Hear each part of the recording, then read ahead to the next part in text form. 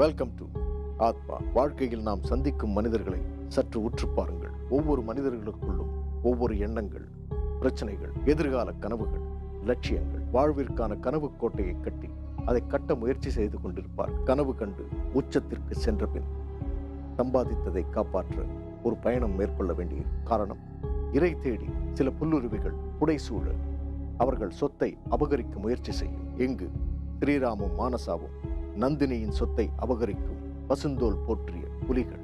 அரண்மனையில் நந்தினியை தங்க வைக்க திட்டம்.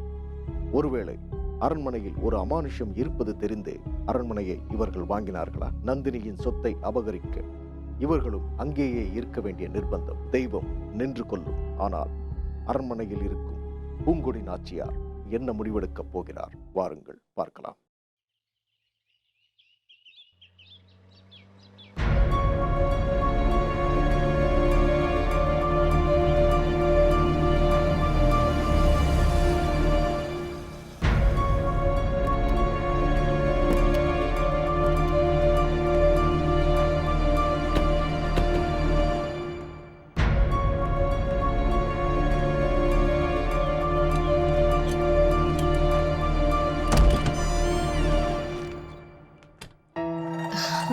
எப்படி இருக்கு வீடு?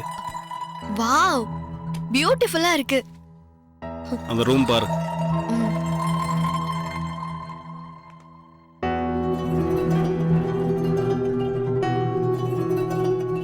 என்ன நந்தினி, இந்த வீட்ல 2 ரூம் இருக்கு. 2ல எது வேணுமோ அதை நீ சூஸ் பண்ணிக்க. ஏன் பெட்ரூமா இல்ல நம்ம பெட்ரூமா? நம்ம பெட்ரூம் தான். நம்ம பெட்ரூம் தான். வா.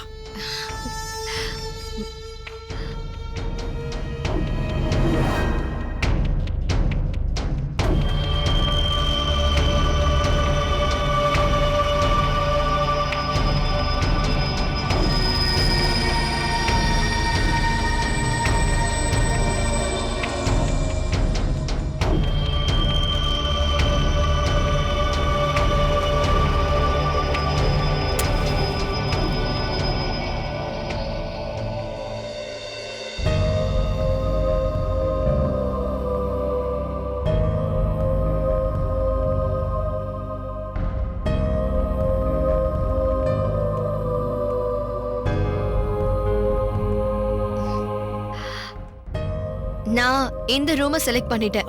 அப்ப இதுதான் உன் பெட்ரூம். என்னது? இல்ல இல்ல இல்ல இல்ல, நம்ம பெட்ரூம். சரி வா.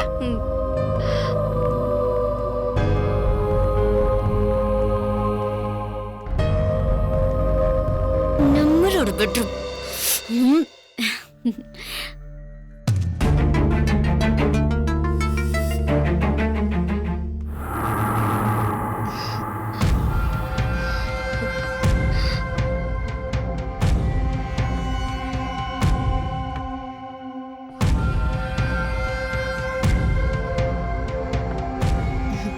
ரொம்ப அழகா ரெனோவேட் பண்ணிட்டீங்க.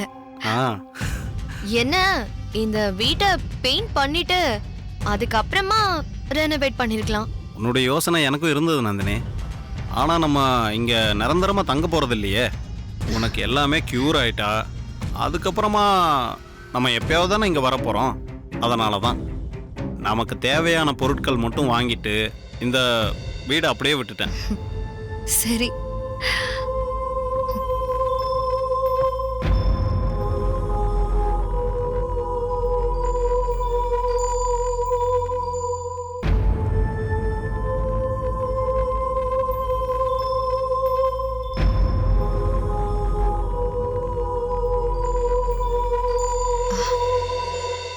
மானசா, எதுக்கு இத்தனை ஸ்பீக்கர்ஸ்? மனசு இறுக்கமா இருக்கிறப்போ மியூசிக் தானே மனசை ரிலாக்ஸ் பண்ணும். வீடு முழுக்க மெடிடேட்டிங் மியூசிக் ஒலிக்கட்டுமே. என்ன சந்தோஷமா வச்சுக்கிறதுக்கு நீங்க 2 பேரும் நிறைய மெனக்கெடுறீங்க. அதுலதான் ஸ்ரீராமுக்கு சந்தோஷமா இருக்கு நந்தினி.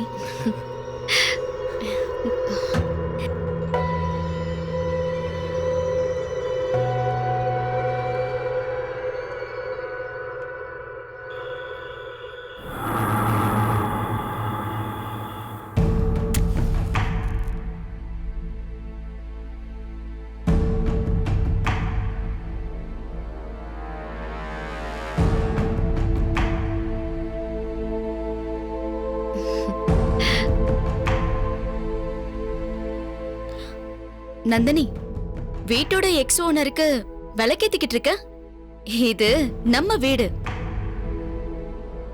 நான் இத அப்படி பார்க்கல. இந்த வீடு இந்த ராணிக்கு சொந்தமான வீடாதான் இருந்தது. யார் அந்த ராணின்னு யோசிக்கும் போது நான் தான் அந்த ராணின்னு எனக்கு சொல்ற மாதிரி இருக்கு அந்த பெயிண்டிங். அவங்க மரியாதையான வாழ்க்கைய வாழ்ந்திருப்பாங்க. அவங்களோட உருவத்தை தூக்கி குப்பையில போடுறதுக்கு பதிலா அவங்களுக்கு கொடுக்க வேண்டிய மரியாதைய இப்படி கொடுத்துட்டு போலான்னு நினைக்கிறேன். ஓகே ஓகே ஓகே, நான் மெடிசன்ஸ் எடுத்துக்க போறேன். ஸ்ரீராம், நந்தினி. நான் ரூம்ல இருக்கேன். சரிம்மா.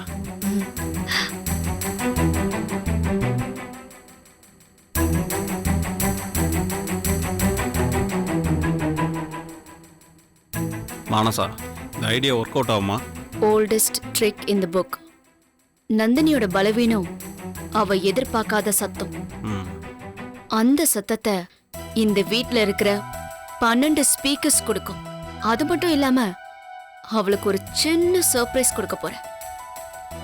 அந்த சர்ப்ரைஸ்ல அவ உயிர் போறதுக்கு கூட வாய்ப்பு இருக்கா. ம்.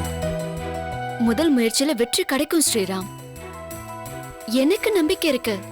ஓகே, அப்போ இன்னிக்கே ஸ்டார்ட் பண்ணிடலாம். ஓகே.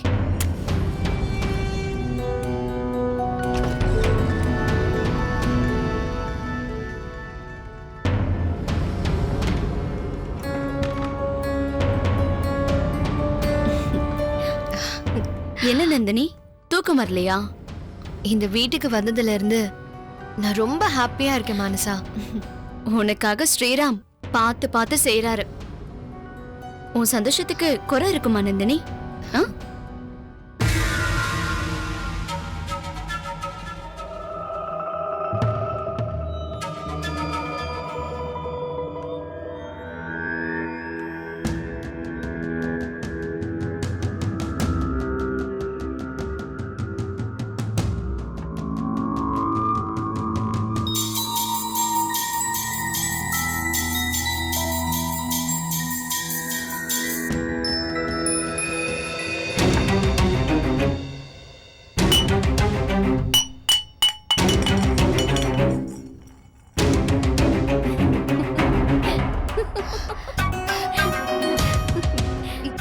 என்ன மானசா, என் கண்ணுக்கு முன்னாடி சத்தம் வர மாதிரி நீ எது செஞ்சாலும் என்ன பாதிக்காது.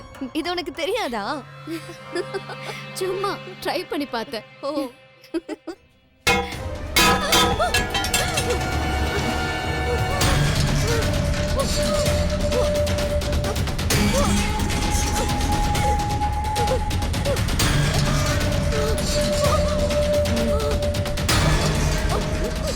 நந்தினி, நந்தினி, நந்தினி, என்னாச்சு நந்தினி?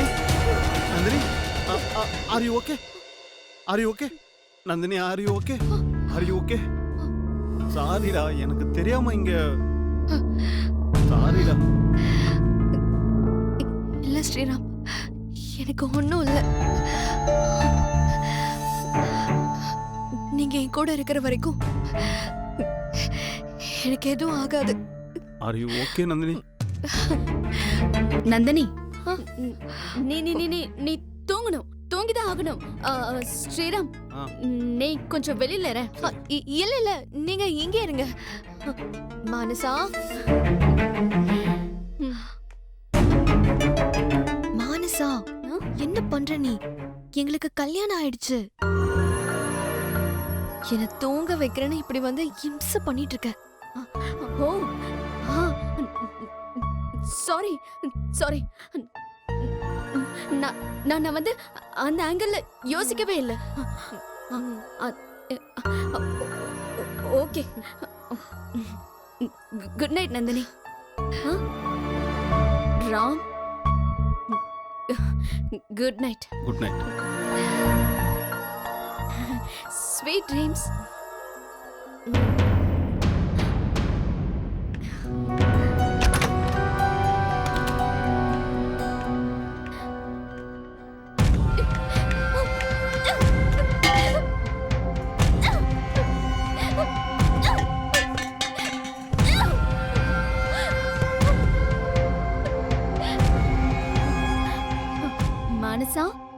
நீ போய் தூங்கு. எனக்கு தூங்க தெரியும். ஏன் லூசு, எங்களுக்கு கல்யாணம் ஆயிடுச்சு. தூங்க வைக்கிறேன் தூங்க வைக்கிறேன் தூங்க வைக்கிறேன்னு ஏன் எம்சா பண்ற? கல்யாணம் ஆயிடுச்சா உனக்கும் உனக்கும் அவளுக்குமா? இன்னும் 2-3 நாள்ல கருமுறையை நடத்துறேன்டி. இருடி, வரேன் வரேன்டி.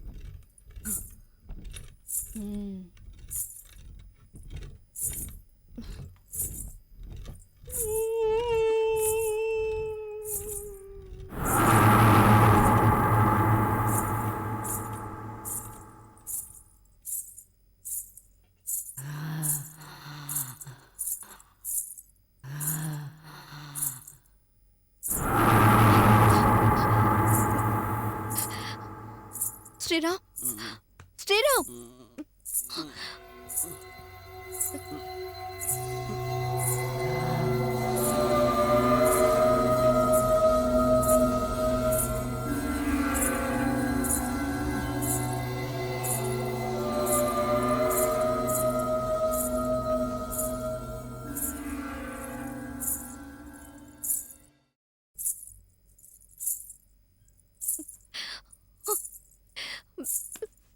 ஸ்ரீராம்.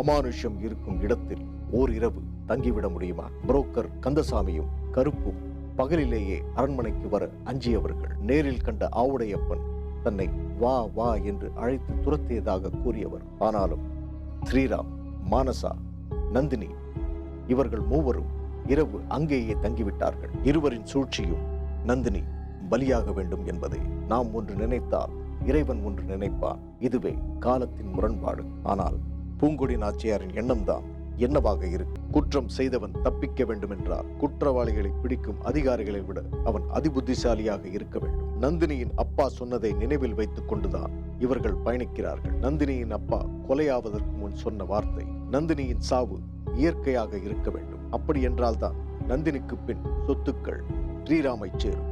நந்தினிக்கு இருக்கும் நோய் அவளை கொன்றால் அது இயற்கை மரணம்தானோ? நந்தினியை கொல்ல விஷம் தேவையில்லை, சத்தம் போதும். பயங்கர சத்தம். நந்தினியின் ரத்தம் கொதித்து அவள் மூளையை ஊடுருவி அந்த மரணத்தை நிகழ்த்தி விடலாம். ஸ்ரீராம் மானசாவின் கணக்கு சரியாக இருக்குமா?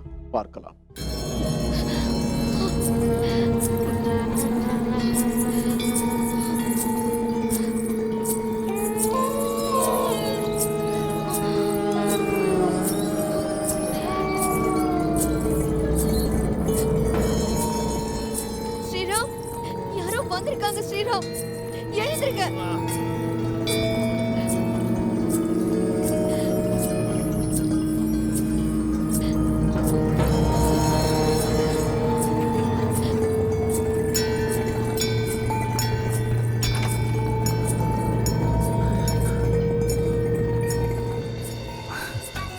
போயிட்டியா?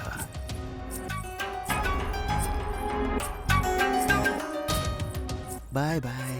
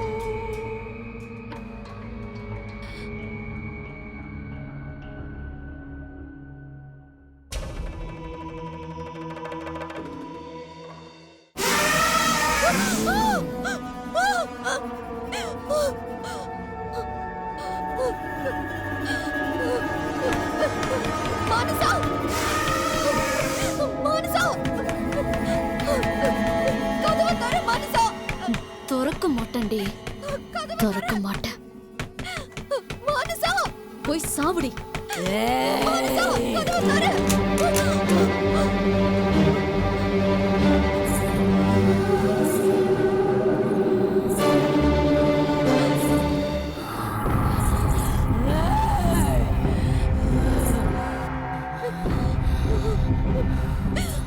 கசிந்த மனதோடு யாரொருவரையும் கண்டதில்லை.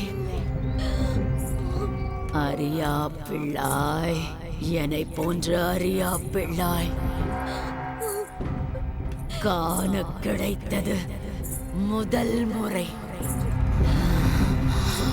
வா பிள்ளாய்.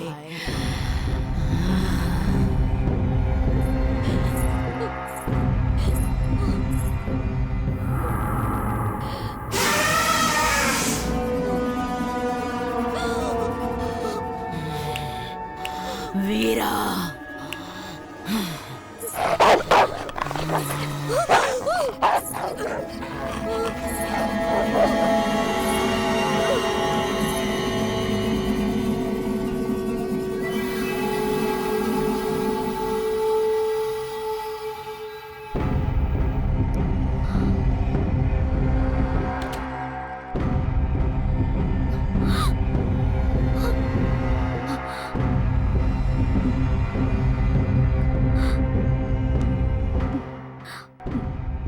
நந்தினி, நந்தினி,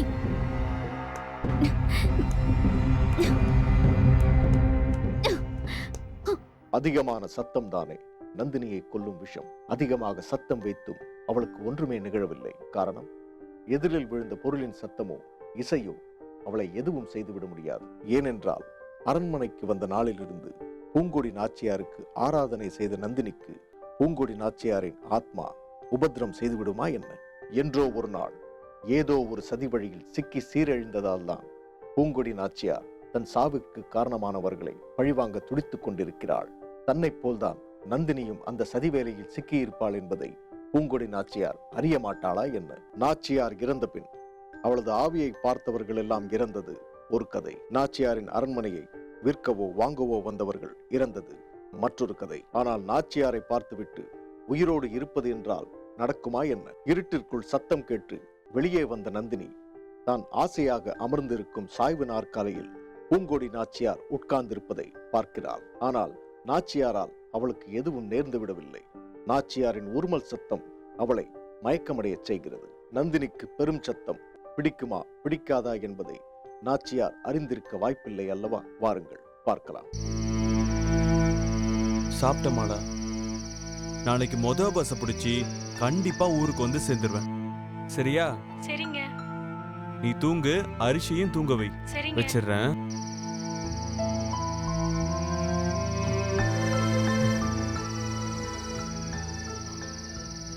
நாளைக்கு ஊருக்கு போகும்போது மாலாவுக்கு நல்ல சாரி ஒன்று எடுத்து கொடுக்கணும். என் பையனுக்கு பிடிச்ச ட்ரெஸ் எல்லாம் வாங்கிட்டு போகணும். இன்னைக்கு நான் சந்தோஷமா தூங்க போறேன்.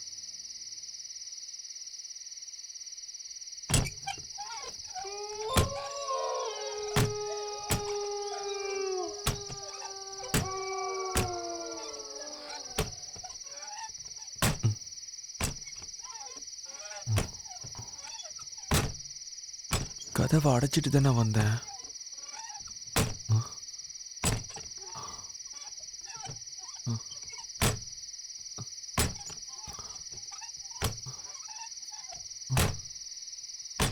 நம்ம கிட்ட பணம் இருக்கிறது திருடனுக்கு ஏதாவது தெரிஞ்சிருச்சா?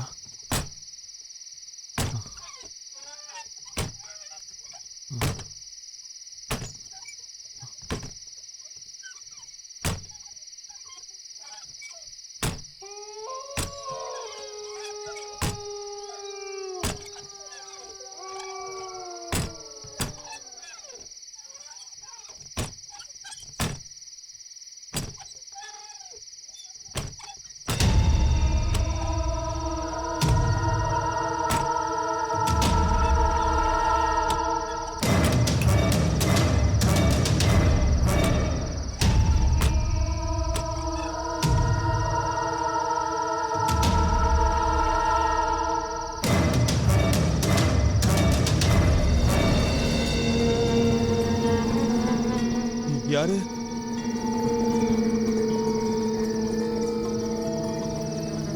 யாரு? யாருன்னு கேக்குறல? யாரு?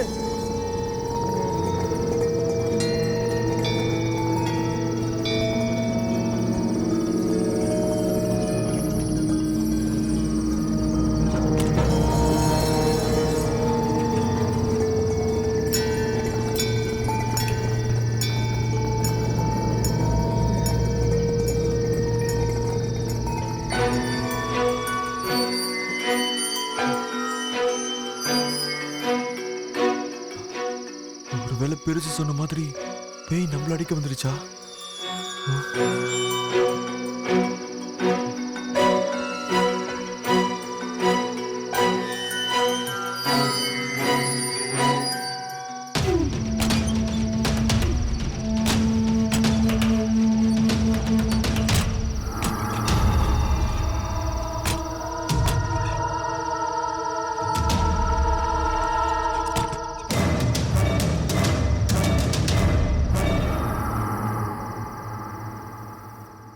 நாச்சியார் அவள் அரண்மனையில் சந்தோஷமாக இருந்திருக்கிறாள். ஆனால் அன்று அவள் உயிர் துறக்க காரணம் என்ன? அந்த அரண்மனை நாச்சியாரின் சொத்தா அல்லது ஆவுடையப்பனின் சொத்தா? நாச்சியாருக்கும் ஆவுடையப்பனுக்கும் என்ன சம்பந்தம் இருக்கிறது? ஆவுடையப்பனும் அவர் மனைவியும் பூங்கொடி நாச்சியாருக்கு செய்த துரோகம் தான் என்ன? உயிரை இழக்கும் அளவிற்கு நடத்தப்பட்ட அந்த துரோக சரித்திரம் தான் என்ன? நாளை நாச்சியாரின் நினைவுகளோடு சந்திப்போம். இது ஆத்மா.